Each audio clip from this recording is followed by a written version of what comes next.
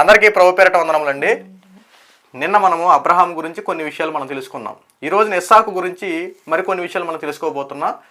ఇస్సాకు గురించి క్విజ్ రూపంలో నా భార్యని కొన్ని ప్రశ్నలు అడుగుతాను, ఆన్సర్ తెలియపరుస్తుంది. ఒకవేళ మీకు ఆన్సర్ తెలిసిన కామెంట్ రూపంలో కింద మీ యొక్క ఆన్సర్ తెలియజేయండి. మేము చేసేటువంటి కాన్వర్జేషన్లో ఏవైనా మిస్టేక్స్ కనుక ఏమైనా తప్పు కనుక మాట్లాడుంటే మీరు వెంటనే కామెంట్ రూపంలో తెలియపరచండి. బ్రదర్ ఇలా మాట్లాడారు, సిస్టర్ ఇలా చేశారు అని చెప్పి వెంటనే తెలియపరచండి. మా తప్పులు సరి చేసుకుంటాం. ఎందుకంటే మనంతా దేవుని యొక్క పని చేస్తున్నాం కాబట్టి సహోదర భావంతో ముందుకెళ్దాం. ఇంకా ఆలస్యం లేకుండా క్విజ్ ప్రోగ్రామ్ స్టార్ట్ చేద్దాం. నా భార్యని ప్రశ్నలు అడుగుతాను, ఆన్సర్ ఎలా తెలియపరుస్తుందో చూడండి. ఏమని ఈ రోజున ఇస్సాకు గురించి కొన్ని ప్రశ్నలు అడుగుతా, నీ యొక్క ఆన్సర్ తెలియపరచు. ఇస్సాకు తల్లిదండ్రుల పేర్లేంటి? అబ్రహాము, శారా. శారా. సరే, ఇస్సాకు అబ్రహాము శారాకి ఏ వయసులో పుట్టాడు? అంటే అబ్రహాముకేమో 100వ సంవత్సరం, అంటే 100వ సంవత్సరం. శారాకేమో 99వ సంవత్సరం. అంటే వృద్ధాప్యంలో వారిద్దరికి కూడా వాగ్దాన పుత్రుడైన ఇస్సాకును దేవుడు అనుగ్రహించాడు. ఇస్సాకు పుట్టాడు కదా, దేవుడు అబ్రహాముని ఒకటి అడుగుతాడనమాట. ఇదిగో నీకు పుట్టిన కుమారుని నాకు బలివ్వు అబ్రహామా అంటంగానే అసలు పుట్టగా పుట్టిన కుమారుడు ఒక్కడు ఇస్సాకు. అసలు ఎందుకు అబ్రహాము సరే ప్రభు అన్నట్టు ఎందుకు ఒప్పుకున్నాడు? అసలు నాకు అర్థం కాని విషయం. అంటే అబ్రహాముకి దేవుడి మీద నమ్మకం ఉంది. మెయిన్ పాయింట్ అదే. ఆ నమ్మకాన్ని దేవుడు చూశాడు కాబట్టి అబ్రహాముని దేవుడు సెలెక్ట్ చేసుకున్నాడు. ఎలా చెప్పగలరు మీరు ఆ నమ్మకం ఉందనంటే, దేవుడు ఒక దేశాన్ని ఇంకా చూపించలేదు, బయలుదేరి అన్నారు అంతే. దేవుని మాట మీద నమ్మకం ఉంచి అబ్రహాము బయలుదేరాడు. సో అప్పుడు దేవుడు టెస్ట్ చేశాడు, ఆ టెస్ట్లో పాస్ అయ్యాడు. ఫైనల్ ఉంటాడా లేదా అని ఒక పరీక్ష. అంటే ఎవరికైనా పరీక్షలు పెడతాడు దేవుడు, ఆ పరీక్షలో నిలబడాలి. సో ఇది కూడా ఒక రకమైన పరీక్ష అబ్రహాముకి. తన కుమారుడైన ఇస్సాకుని బలి చేస్తాడా లేదా అని దేవుడు పరీక్ష పెట్టాడు. సో ఆ పరీక్షకు వెనుదిరిగి కూడా చూడకుండా వెంటనే దేవుడు ఏదైతే చెప్పాడో అదే ప్రకారంగా అబ్రహాం చేస్తాడు. సరే, ఇప్పుడు అబ్రహాము దేవుడితో మాట్లాడాడు, సో ఇస్తాను రెడీ అయ్యాడు. ఈ విషయం శారాకి తెలుసా? అక్కడ అసలు శారా ప్రస్తావనే ఉండదు. ఒకవేళ మనలో అన్నమాట, ఒకవేళ శారాని గనక దేవుడే అడుగుంటే శారా ఒప్పుకునేది అంటావు. ఎందుకంటే ఒక్కగానో ఒక కుమారుడు ఇప్పటికే వృద్ధాప్యంలో పుట్టాడని చెప్పి దేవుడి మీద పగపేం చేసుకుంది. ఏంటి తండ్రి, నాకు పిల్లల సంతానం దయచేస్తానని చెప్పి ఇవ్వకుండా ఎంత చేసేవు, మళ్ళీ ఇచ్చిన కుమారుని కూడా లాగేసుకుంటామని చెప్పి ఏమన్నా శారా ఏమైనా బహుశా అనే ఛాన్సెస్ ఉన్నాయి. ఎందుకంటే దేవుడు ఇస్తానని వాగ్దానం చేశాక వాగ్దానానికి కట్టుబడి ఉన్నది ఎవరు? అబ్రహాము. తొందరపడింది ఎవరు? శారా. తొందరపడి నిర్ణయం తీసుకుంది. ఆ నిర్ణయం తీసుకోవడం వల్ల ఇష్మాయేల్ వేరొక సంతానం పుట్టడానికి కారకరాల కింద అయిపోయింది పంపించడం వల్ల. సో అలాంటి మిస్టేక్ చేసింది. బహుశా ఈ విషయం కనుక దేవుడు శారాని అడుగుంటే మాక్సిమం మిస్టేకే చేసి ఉండేది అని నా ఉద్దేశం. అంటే ఇన్ని చేసింది కదా, సో ఒకవేళ ఇన్ని సంవత్సరాల తర్వాత దేవుడు నాకు ఈ బిడ్డని ఇచ్చాడు కాబట్టి నేను ఇవ్వలేను అనే ఉద్దేశంతో బహుశా వెనదిరిగి చూసేదేమో అని నేను అనుకుంటున్నాను. సరే, ఇంకా అబ్రహాము శారాలకి ఇస్సాకు పుట్టాడు.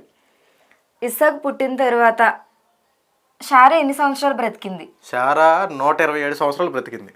127 సంవత్సరాలు. ఇప్పుడు శారా చనిపోయింది. శారా చనిపోయిన తర్వాత మరలా అబ్రహాము మరొక వివాహం చేసుకున్నారా, లేదంటే ఇంకా జీవితాంతం చనిపోయేంత వరకు ఒంటరిగానే ఉన్నారా? అబ్రహాము అప్పటికే వృద్ధాప్య స్థితిలో ఉన్నాడు, శారా కూడా వృద్ధాప్య స్థితిలో ఉంది. కానీ అప్పుడు వయసుతో సంబంధాలు ఏమి లేవు. అప్పుడు అబ్రహాము పెళ్లి కూడా చేసుకున్నాడు. ఆవిడ పేరు కెతూరా. అబ్రహాంకి వృద్ధాప్యంలో మరొక స్త్రీని వివాహం చేసుకున్నాడు, ఆమె పేరు కెతూరా. అయితే వీరిద్దరి ద్వారా ఎవరైనా పిల్లలు పుట్టారా? పుడితే వాళ్ళు ఎంతమంది పుట్టారుగా? వాళ్ళిద్దరు కలయికతో పుట్టిన వాళ్ళు మొత్తం 6 పుట్టారు. ఇప్పుడు వీళ్ళు ఉన్నారు కదా. ఇప్పుడు అబ్రహాము ఇస్సాకుకి ఎవరినిచ్చి పెళ్లి చేశాడు?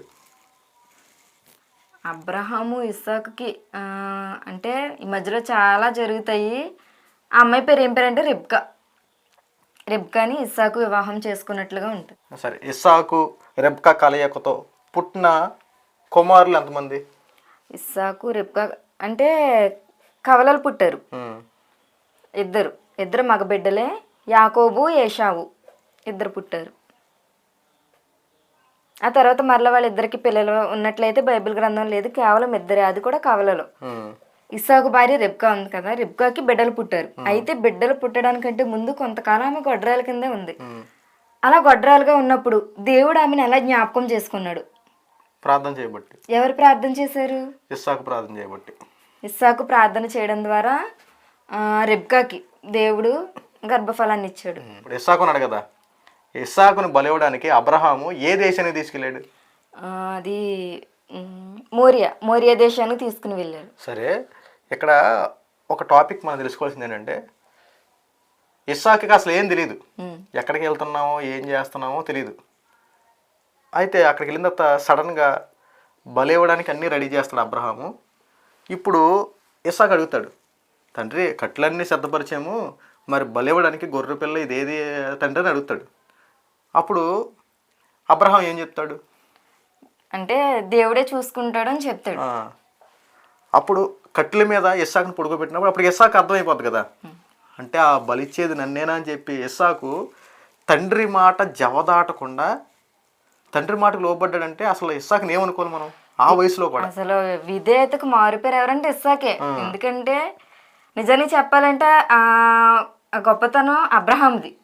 చిన్ననాటి నుండే బిడ్డని దైవికంగా పెంచాడు కాబట్టి తన తండ్రి మాటకు విరోధంగా మాట్లాడకుండా ఏంటి అని రెక్లెస్గా మాట్లాడకుండా తన తండ్రి ఏదైతే చెప్పాడో అదే చేశాడు. ఇంకోటి ఏంటంటే ఇస్సాకు అడిగినప్పుడు అబ్రహాం అంటాడు దేవుడే చూచుకునునని. దేవుని గురించి అప్పటికీ ఇస్సాకు తెలుసు.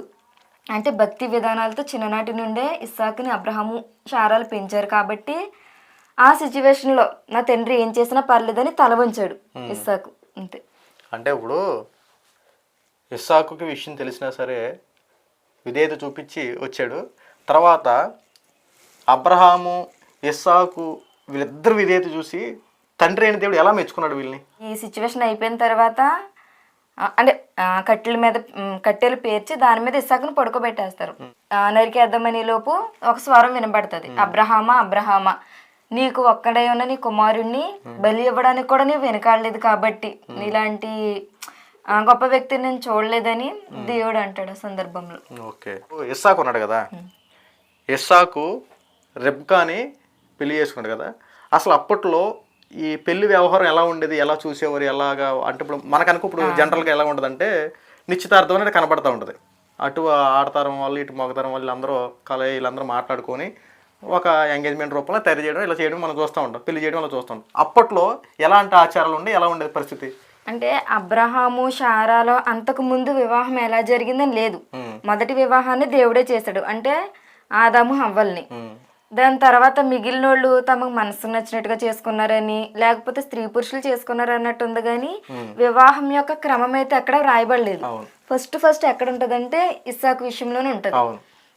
అబ్రహాము కనాను దేశంలో ఉంటున్నాడు కదా, అక్కడ ఉన్నప్పుడు తన ఇంట్లో పెద్ద దాసుడు అని ఎలియాజర్కి చెప్తాడు, ఈ కనాను దేశంలో ఉన్న వాళ్ళని నా కోడల కింద నేను నా కుమారునికి భార్య కింద నాకు వద్దు, నా స్వజనులు ఎవరైతే ఉన్నారో వారి దగ్గరికి వెళ్ళి చూడమన్నప్పుడు అబ్రహాం ఇంట్లో పెద్ద దాసుడు అనే వ్యక్తి వెళ్తాడు, అబ్రహాం యొక్క స్వదేశానికి వెళ్తాడు. అక్కడికి వెళ్ళి సెలెక్ట్ చేస్తాడు. సెలెక్ట్ చేసిన తర్వాత అక్కడే మాట్లాడేసి ఈ విషయాలన్నీ చెప్తాడు. ఇక్కడ అబ్రహాం అనే ఒక వ్యక్తి ఉన్నారు, ఇతను నా యజమానుడు అని చెప్పేసి కనాను దేశంలో ఉన్న స్త్రీలు మంచోళ్ళు కాదు కాబట్టి నా స్వజనంలో వెళ్ళమని నా యజమానుడు చెప్పాడు కాబట్టి నేను వచ్చానని చెప్తాడు. ఎవరు? పెద్ద దాసుడు అనే వ్యక్తి, ఎలియాజరు. అతను చెప్పిన తర్వాత వాళ్ళకు కూడా ఇష్టమవుతుంది, రెబ్కాకు కూడా ఇష్టమవుతుంది. ఇష్టమైన తర్వాత ఇంతకీ రెబ్కాకి తెలియదు ఇస్సాకు ఎలా ఉంటాడు, అబ్రహాం ఎలా ఉంటాడు. అతను చెప్పిన మాటలు విన్న తప్ప స్వయంగా చూడలేదు. వాళ్ళందరి మాటలు విని ఇలా ఉంటారేమో అని ఊహించుకుని అతని మాటలు నమ్మి ఇస్సాకు మంచోడని నమ్మి బయలుదేరి వచ్చింది. అంటే ఇప్పుడు రెబ్కా వాళ్ళ తండ్రి పేరేంటి? రెబ్కా వాళ్ళ తండ్రి బెతుయేలు. అంటే బెతుయేలు ఎలియాజరు ఇద్దరు మాట్లాడుకుని అంటే ఫస్ట్ లాబాను మాట్లాడతాడు. లాబాన్ ఎవరంతకి? వాళ్ళ అన్నయ్య. ఎవరన్నయ్య? రెబ్కా వాళ్ళ అన్నయ్య. వాళ్ళు మాట్లాడుకున్న తర్వాత ఫ్యామిలీ అంతా మాట్లాడుకుంటారు. అడుగుతారు రెబ్కాని, నీకు అతనితో వెళ్ళడం ఇష్టమేనా అంటే మనస్ఫూర్తిగా ఇష్టపడుతుంది. ఇంకా అటు నుంచి అదే పంపేస్తారు. అప్పుడు ఎలా జరిగిందో ఇప్పుడు ఇప్పుడు ఉన్నటువంటి సిచ్యువేషన్ అప్పటి ప్రకారం నుంచే అప్పటి నుంచి ప్రారంభమైంది. స్టార్ట్ అయింది. అంటే ఇప్పుడు ఇరు పక్షాలు ఒక అమ్మాయిని అబ్బాయిని జతపరచాలంటే వాళ్ళ కుటుంబ సభ్యులు వీళ్ళ కుటుంబ సభ్యులు మాట్లాడుకోవడం, మధ్యవర్తుల ద్వారా మాట్లాడించుకొని సంబంధం కలుపుకొని పెళ్లి చేసుకోవడం ఇప్పుడు ఎలా జరుగుతుందో అప్పుడు స్టార్టింగ్ అదే. రెబ్కా ఇప్పుడు జరిగిందనమాట. మొట్టమొదటి నిశ్చితార్థ వివాహం బైబిల్ ఎవరిది అంటే ఇదే అని చెప్పాలి. ఇంకా ఓకే, ఇస్సాకు మరియు రెబ్కాల్ది. అలాగే చాలా మంది క్రిస్టియన్ మ్యారేజ్ లో ముసుగు వేసుకుంటారు కదా, సో ఆ ముసుగు కూడా అక్కడ స్టార్ట్ అయింది. ఎందుకంటే ఆమె ఊరి నుంచి బయలుదేరి వచ్చి ఇస్సాకుని చూడగానే తన తల మీద ఉన్న ముసుగుని తొలగిస్తుంది. దానికి గుర్తుగానే వివాహం చేసుకున్నప్పుడు ప్రతి స్త్రీ ముసుగు వేసుకుంటది, పురుషుడు వచ్చి తీస్తాడు కదా, అక్కడి నుంచే స్టార్ట్ అయింది. ఓకే, సరే చూసారు కదండి. ఈ రోజున ఇస్సాకు రెబ్కా గురించి కొన్ని విషయాలు మనం తెలుసుకున్నాం. ఒకవేళ మేము మాట్లాడిన దాంట్లో కనుక ఏమైనా తప్పులు ఉంటే దయచేసి మీరు కామెంట్ రూపంలో మీ యొక్క ఆన్సర్ తెలియపరచండి, మేము సరి చేసుకుంటాం. ఎందుకంటే తప్పు ఒప్పులు సరి చేసుకుంటాం మన క్రైస్తవంలో ఉన్నటువంటి లక్షణం. ఎందుకంటే మన క్రైస్తవ్యంలో ఉన్నాం కాబట్టి, సహోదరి భావంతో ఉన్నాం కాబట్టి మనకు చెప్పుకుంటే మన తప్పులు మనం సరి చేసుకోగలుగుతాం. ఒకవేళ మీకు ఈ వీడియోలు నచ్చితే మన ఛానల్ సబ్స్క్రైబ్ చేసుకోండి, పక్కన ఉన్న బెల్ ఐకాన్ ఆన్ చేస్తే మేము పెట్టే ప్రతి వీడియో మీకు నోటిఫికేషన్ వస్తుంది. అలాగే ఈ వీడియో మీకు నచ్చితే మరి కొంతమంది షేర్ చేయండి. మనందరం దేవుని యొక్క సువార్తలో పాలుభాగస్తులు అవుదాం. అందరికీ ప్రభు పేరట వందనములు.